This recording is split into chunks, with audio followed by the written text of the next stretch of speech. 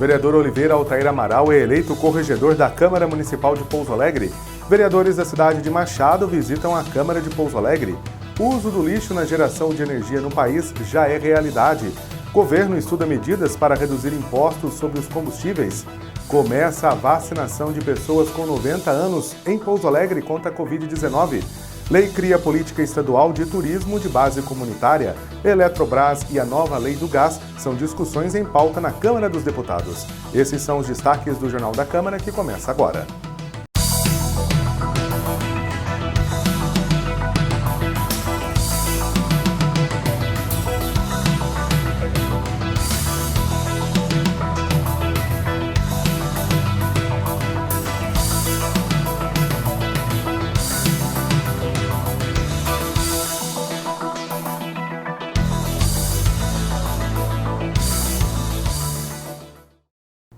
Olá, sou o jornalista Lucas Silveira e este é o Jornal da Câmara. Aproveitar parte do lixo que não pode ser reciclada para gerar energia e preservar a natureza.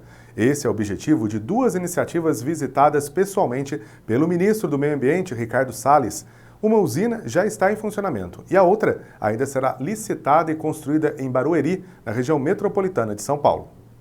Dados do Ministério do Meio Ambiente mostram que todos os anos são produzidos no Brasil cerca de 80 milhões de toneladas de lixo. 35 milhões são despejados sem o tratamento adequado. Nesta usina em Santana de Parnaíba, cidade da região metropolitana de São Paulo, o lixo é separado. O que não pode ser reciclado vira biogás. Mostrando como é viável ter um sistema que separa os produtos que têm valor agregado, que podem ser reinseridos na economia através da reciclagem, e aqueles que podem ser separados para destinação adequada. Uma outra solução ao lixo não reciclável é a incineração, ou seja, sua queima. A tecnologia ainda é inédita no Brasil, mas já existem 2 projetos em licitação.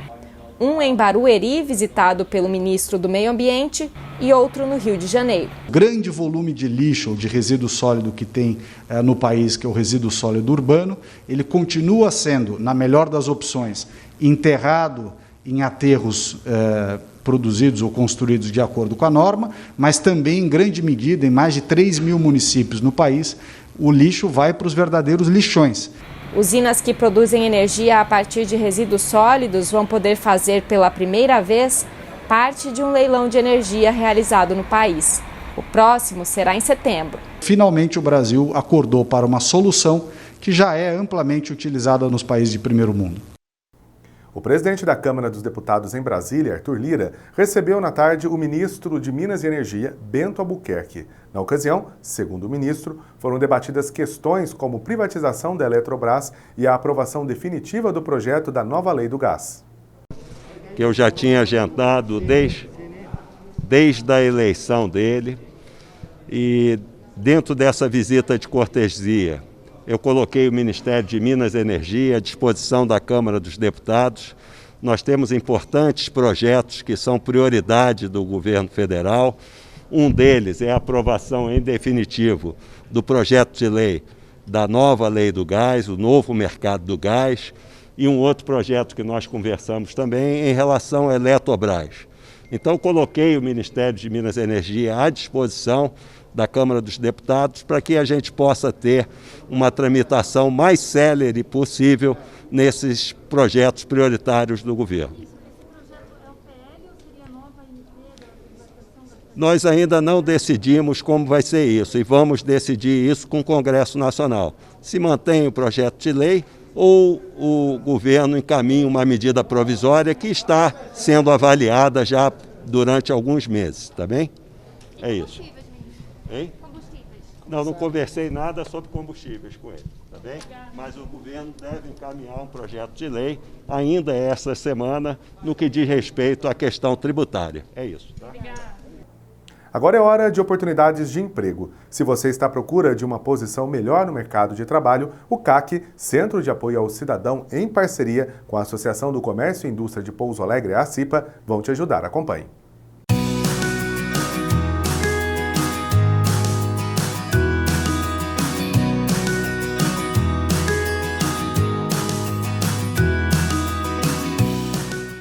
Atenção às vagas de emprego oferecidas pelo CAC, Centro de Apoio ao Cidadão, em parceria com a ACIPA, a Associação do Comércio e Indústria de Pouso Alegre.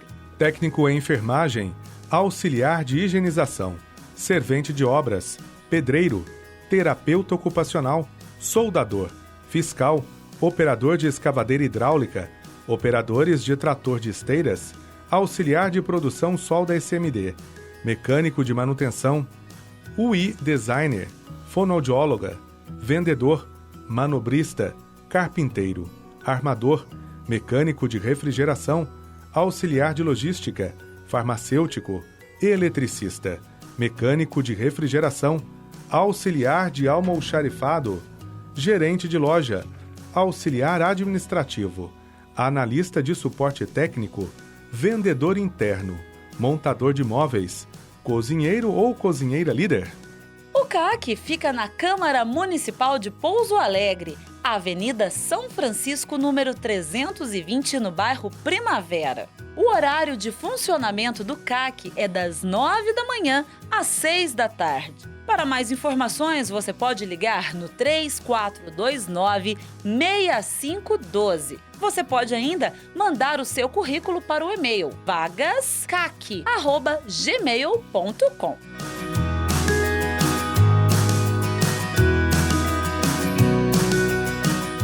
CAC, Centro de Apoio ao Cidadão.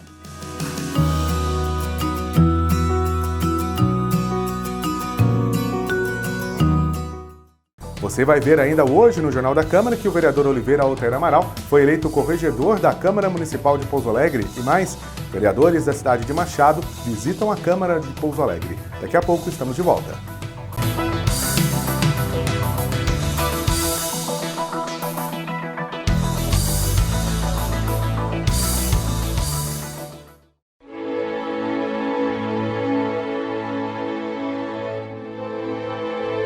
A criação da Justiça Eleitoral. Um dos primeiros atos do governo de Getúlio Vargas foi a criação de uma comissão da reforma da legislação eleitoral que resultou no primeiro Código Eleitoral do Brasil.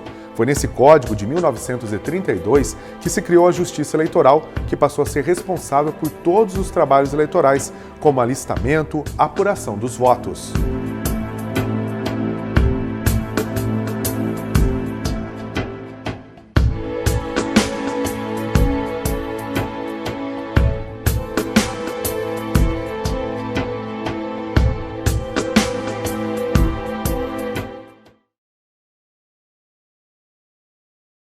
O mundo está passando por uma epidemia de coronavírus, mas apesar disso não há motivo para pânico. Essa é uma doença que pode ser prevenida com medidas simples. Quer saber quais são? Confira o Minuto Saúde. Contra o coronavírus ou qualquer outra doença respiratória, fique em casa quando estiver doente. Evite contato próximo com pessoas com sintomas parecidos com o da gripe. Lave as mãos com frequência usando água e sabão ou álcool em gel 70%. Principalmente depois do contato com pessoas doentes ou após tossir e espirrar. Use lenço descartável para limpar o nariz. Cubra seu nariz e boca com um lenço ou com a dobra do braço ao tossir ou espirrar. Evite tocar nos olhos, nariz e boca com as mãos não lavadas. Não compartilhe objetos pessoais como copos, pratos, talheres e garrafas. Evite aglomerações e mantenha os ambientes bem ventilados. Se você é um profissional de saúde, sempre atenda casos suspeitos usando o equipamento de proteção individual. Com estes cuidados básicos, você pode reduzir o risco de contrair ou transmitir doenças respiratórias. Quer saber mais? Acesse saude.gov.br/coronavírus. Até o próximo Minuto Saúde. Na dúvida, não compartilhe. Chá de abacate com hortelã previne o coronavírus? Tá na cara que isso é mentira, né? Mas o pior de tudo é que tem gente que acredita nisso. Tanto é que o Ministério da Saúde precisou criar uma página só para desmentir os vários boatos que apareceram por aí sobre a doença. Agora, imagina só se alguém realmente acredita que está seguro contra o vírus porque tomou uísque com mel. O estrago é gigantesco. Às vezes a mentira tem consequências irreversíveis. Talvez um dos casos mais trágicos envolvendo a desinformação seja o de Fabiane de Jesus. A dona de casa foi linchada por vizinhos depois que uma página no Facebook espalhou um boato de que ela estaria envolvida com magia negra. A desinformação pode ter efeitos trágicos. Na dúvida, não compartilhe.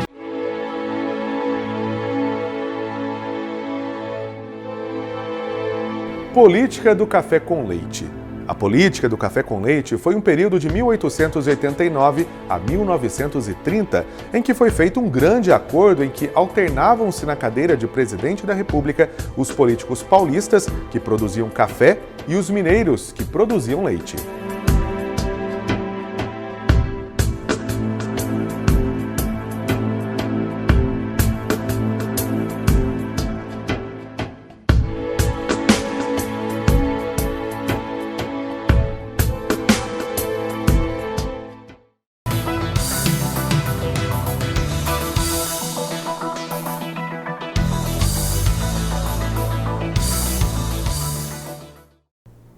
Vereadores da cidade de Machado, aqui no sul de Minas, fizeram uma visita às dependências da Câmara Municipal de Pouso Alegre. Servidores da Câmara Municipal de Machado estiveram na Câmara Municipal de Pouso Alegre para conhecer como funciona a TV Câmara da cidade e buscar orientação para a implantação de ferramentas de comunicação para o município. A visita ocorreu na tarde desta segunda-feira, 8 de fevereiro. Na oportunidade, eles conheceram os estúdios de rádio e TV da Câmara de Pouso Alegre e ainda tomaram conhecimento sobre o projeto Rede Legislativa de Rádio e TV, que existe em centenas de cidades brasileiras. A norma que propõe que os habitantes das comunidades possam administrar seu próprio desenvolvimento, incluindo a gestão dos destinos turísticos locais e a otimização do uso dos recursos ambientais. A política de turismo da base comunitária é voltada a indígenas, quilombolas, pescadores artesanais, agricultores familiares e povos de terreiro, entre outros grupos sociais. A Lei 23.763 de 2021 foi sancionada pelo governador Romeu Zema no dia 7 de janeiro deste ano. Minas Gerais é uma das 10 regiões mais acolhedoras do planeta. Foram os usuários de uma plataforma internacional de viagens que deram nota 10 para o estado. Eles consideraram os destinos históricos e a culinária mineira como algumas das melhores experiências turísticas do mundo. É a primeira vez que uma região do Brasil é contemplada com um prêmio, um resultado que mostra o potencial turístico de Minas, que passou a contar também com uma política estadual de turismo de base comunitária. A lei aprovada na Assembleia valoriza uma nova forma de turismo, que amplia e fortalece o papel das comunidades. Essas comunidades vão poder não só ampliar e fortalecer esse jeito, de fazer as coisas nos seus lugares, mas, acima de tudo, a possibilidade delas terem renda dentro desse circuito que a gente pretende viabilizando esse projeto de lei. É como uma possibilidade real de um outro padrão de desenvolvimento que fosse colado mesmo no manejo sustentável dos ambientes, na manutenção da tradição e da cultura dos povos. A lei vai ajudar comunidades indígenas, quilombolas, de pescadores artesanais, agricultores familiares, povos de terreiro e outros grupos sociais. O turismo de base comunitária, balizado por esses princípios, ele busca valorizar todos os saberes e fazeres comunitários, todos os valores territoriais e territorialidades dessas comunidades, toda a história, a formação sociocultural. Ele convida a essa expectativa de um turismo responsável, de um turismo sustentável. Mineira de Sete Lagoas, Mariane tem uma empresa em São Paulo que promove o turismo de base comunitária. O primeiro roteiro oferecido pela operadora foi para o Vale do Jequitinhonha, uma oportunidade para os viajantes interessados em viver a cultura regional, a culinária e o trabalho dos ceramistas que vivem lá.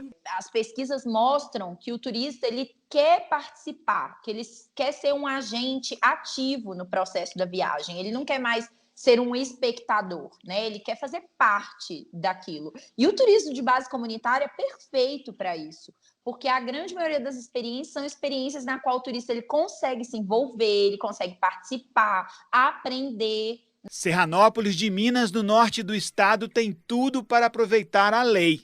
Localizada entre o Cerrado e a Caatinga, 2 dos 6 biomas brasileiros, a cidade tem belas serras, cachoeiras e trilhas. Um território rico por natureza e cultura, que abriga 2 comunidades quilombolas, além de povos catingueiros e geraizeiros. Para o município, vai nos beneficiar nesse sentido do envolvimento das famílias, na participação delas, aproveitar, né, desse momento para poder fazer o seu ganho de renda também. Então, isso para nós vai ser fundamental e é a diferença que a gente tem de um turismo tradicional. É importante a regulamentação através de um decreto do governador, criando a política estadual de turismo de base comunitária.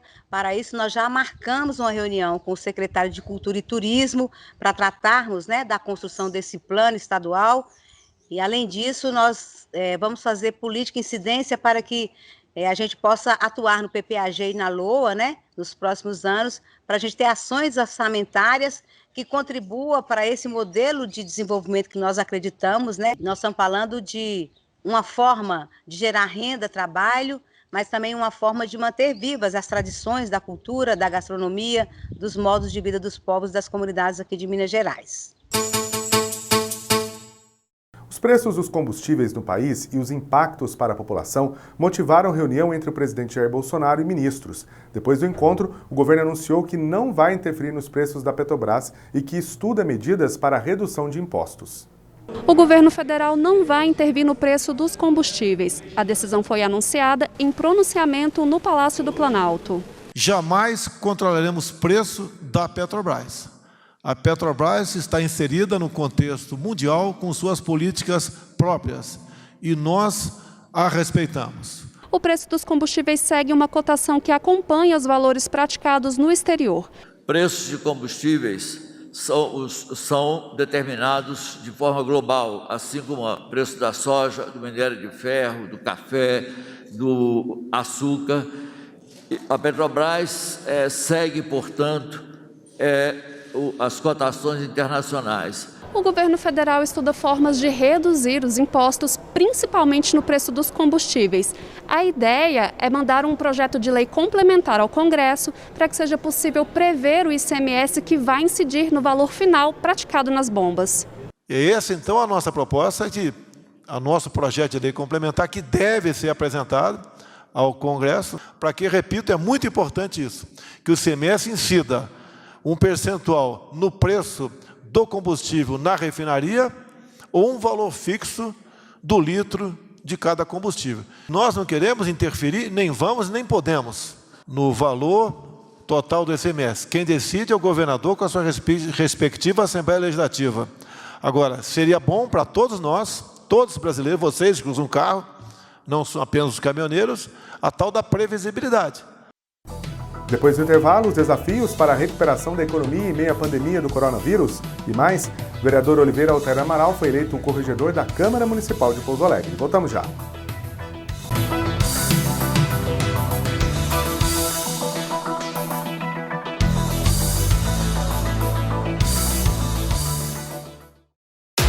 O Brasil segue nos trilhos. O esporte inspira a superação. O Brasil continua avançando. O esporte inspira a determinação. O Brasil segue em frente com igualdade. O esporte inspira o jogo limpo. O Brasil segue no rumo certo. O esporte inspira a oportunidade. O Brasil olha para frente. O esporte inspira a conquista. O esporte inspira. Na dúvida, não compartilhe. Confiança não é algo que se ganha da noite pro dia. É difícil a gente acreditar totalmente nas coisas que um desconhecido fala. Com fontes de informação, também deve ser assim. Receber um link com alguma coisa chocante ou absurda? Cheque. Sempre cheque. Tem alguma coisa de errado com o endereço? É de um site que você costuma acessar? Ou você nunca viu essa página antes? Precisamos suspeitar toda vez que recebemos informações estarrecedoras, principalmente em sites desconhecidos. Procure sempre um telefone ou um endereço de contato e também aquela seção Quem Somos. E é sempre bom lembrar, na dúvida, não compartilhe.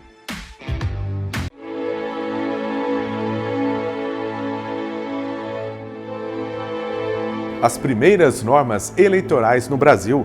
A primeira Constituição brasileira, outorgada por Dom Pedro I em 1824, definiu as primeiras normas de nosso sistema eleitoral. Ela criou a Assembleia Geral, o órgão máximo do Poder Legislativo, composto por duas casas, o Senado e a Câmara dos Deputados, a serem eleitos pelos súditos do Império. O voto era obrigatório e se podia votar por procuração. Só tinham capacidade eleitoral os homens com mais de 25 anos de idade e uma renda anual determinada. Estavam excluídas as mulheres, os assalariados em geral, os soldados, os índios e, evidentemente, os escravos.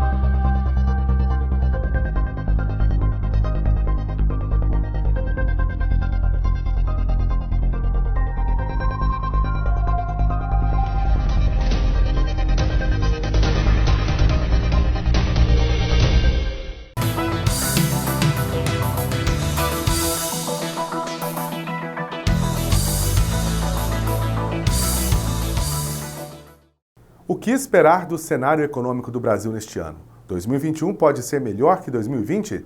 Quais são os desafios para a recuperação ainda em meio à pandemia do coronavírus? Veja na primeira reportagem da série sobre os caminhos da economia.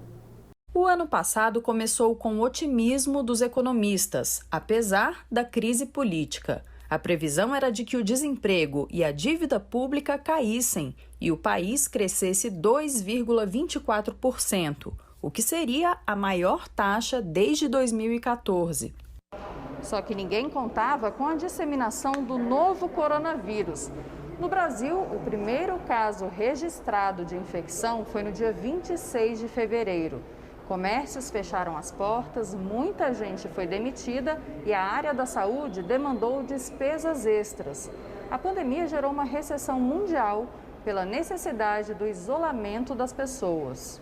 Hoje ainda existe um medo embutido nas famílias de voltar a sair, voltar a consumir, voltar às atividades básicas e com isso faz com que há uma retração. Pouco antes de 2020 terminar, os especialistas e analistas de mercado acreditavam que o crescimento econômico poderia ser retomado em 2021. Mas diante de uma segunda onda da doença, da notícia do Banco Central de que investidores estrangeiros retiraram 8 bilhões e meio de dólares de aplicações financeiras no Brasil no ano passado e de tentativas frustradas de privatizações com capital internacional, a expectativa agora é de que ainda não haja essa recuperação.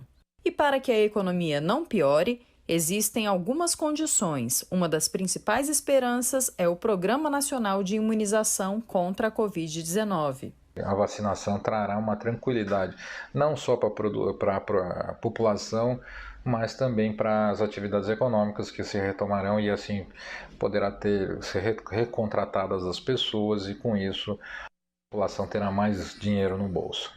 O quanto antes a população estiver imunizada, o quanto antes a economia volta a funcionar a pleno vapor. Então a vacinação é a variável-chave nesse momento. O diretor da Instituição Fiscal Independente do Senado, Josué Pellegrini, aponta mais 2 fatores determinantes. O primeiro é o desempenho da economia internacional, né? que tem um efeito muito importante sobre a evolução da economia brasileira, né? Especialmente no que tange a economia chinesa, né?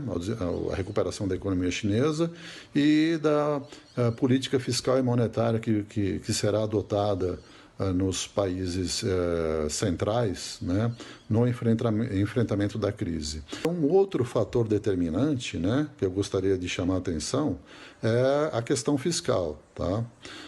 A depender de como for a gestão fiscal, o desempenho da economia poderá ser pior ou melhor, né, do que um cenário básico aí de crescimento mediano, né, na faixa dos 3%.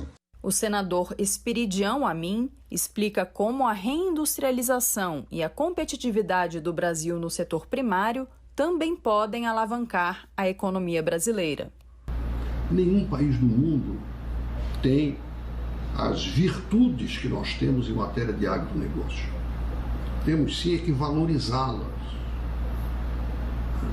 saber certificá-las, fazer um monitoramento dos nossos indicadores de sustentabilidade, que são altamente positivos, para valorizar aquilo que nós vendemos, desde matéria-prima, soja, por exemplo, até os produtos da nossa agroindústria. E o segundo grande vetor a nosso favor é a reindustrialização inteligente.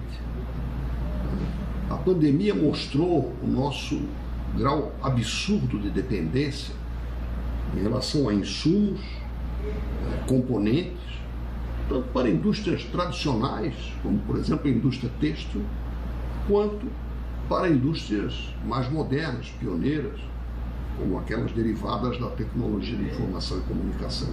A Secretaria Municipal de Saúde de Pouso Alegre inicia a vacinação de pessoas acima de 90 anos.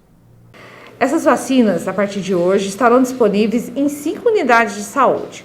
No São João, no São Cristóvão, na Cidade Jardim, Pão de Açúcar e no Colinas de Santa Bárbara.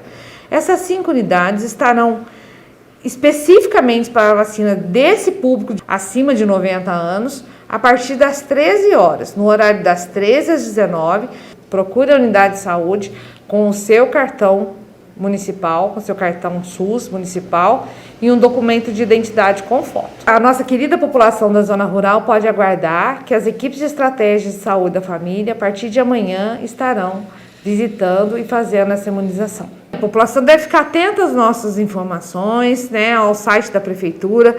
Aquilo que consta no site da prefeitura é o que é verídico.